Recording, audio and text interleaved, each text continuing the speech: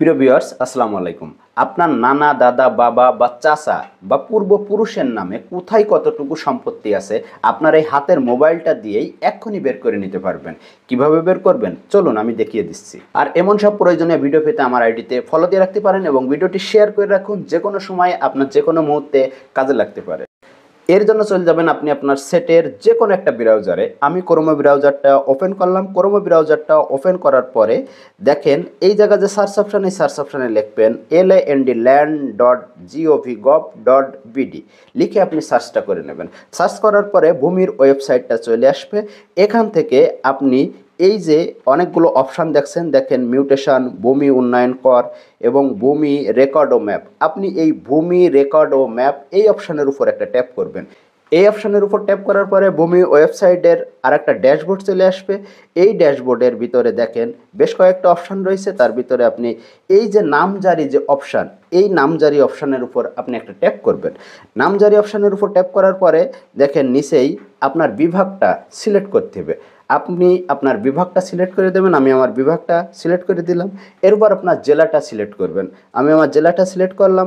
এরপর আপনি আপনার থানাটা সিলেক্ট করবেন। আমি আমার থানাটা সিলেক্ট করলাম।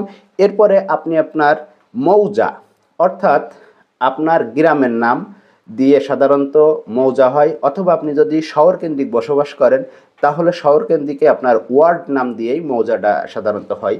তো আপনি আপনার মৌজাটা সিলেক্ট করবেন। আমি আমার মৌজাটা সিলেক্ট করলাম। মৌজাটা সিলেক্ট করার পরে এখান থেকেই দেখেন অনেকগুলো নাম চলে আসছে। এখান থেকে আপনি আপনার নামটা খুঁজে বের করবেন।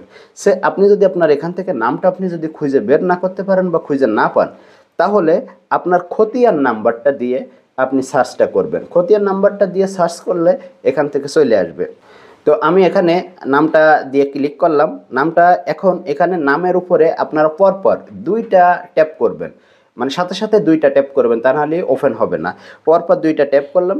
ট্যাপ করার পরে দেখেন এই জায়গা, এই যে মোহাম্মদ ইকরামুল হোসেন এই নামে আপনার এই খতিয়ানে যতগুলো দাগ নম্বর আছে, তার কতটুকু জমি আছে এখানে দেখেন দেখিয়ে দিচ্ছে। তার জমির পরিমাণ দেখেন 0.2631 একর। মালিকের নাম দেখাচ্ছে এবং দাগ নাম্বার কতগুলো আছে সেটাও আপনার এখানে দেখিয়ে দেবে। তো এভাবে আপনি আপনার পূর্বপুরুষের বা আপনার বাবার বা দাদার, চাচার, নানার যে কোনো ব্যক্তির আপনি তার নামে কতটুকু জমি আছে সেটা আপনি বের করতে পারবেন। এবং আপনি যদি খতিয়ান প্রিন্ট করতে চান তাহলে আমার এর আগের ভিডিওতে দেখানো আছে কিভাবে খতিয়ান, কিভাবে ডিসিআর আপনি প্রিন্ট করবেন, সেটা আপনারা দেখে আসবেন। সকলকে অসংখ্য ধন্যবাদ। আসসালামু আলাইকুম ওয়া রাহমাতুল্লাহি ওয়া বারাকাতুহু।